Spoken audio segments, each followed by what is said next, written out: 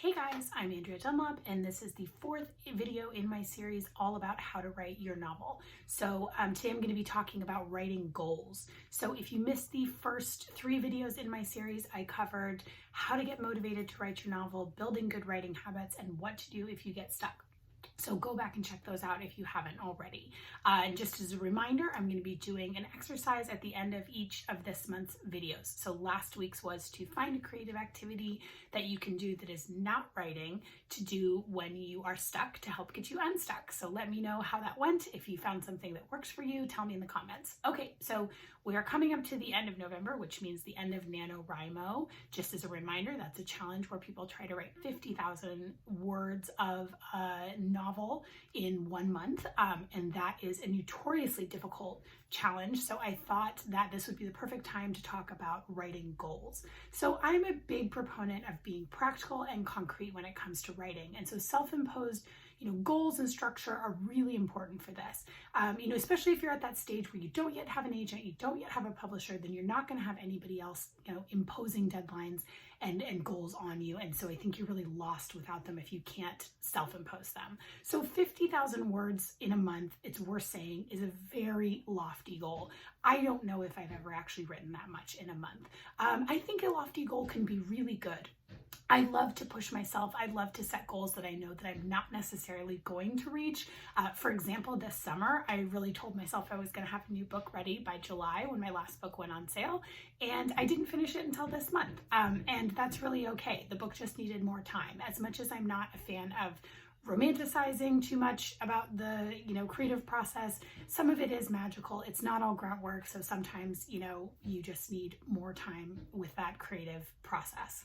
So I think I want to talk about 4 big takeaways from NaNoWriMo, and these are relevant even if you didn't participate this month or if you've never participated.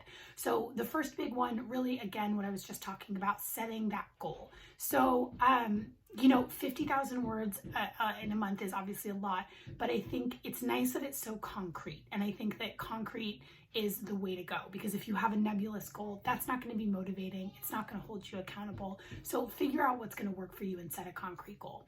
The second thing that I love about NaNoWriMo is having that lofty goal really encourages you to have forward momentum, which is really important, especially on a first draft. You really have to keep moving if you're ever going to get 80 to 100,000 words on the page.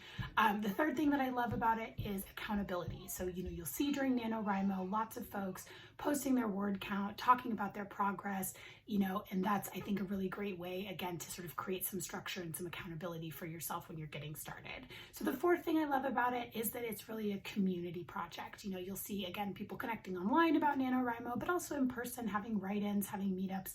And I think community is really important, especially in those beginning stages. I'm actually going to do a whole video next month about finding and cultivating a writing community, so keep an eye out for that.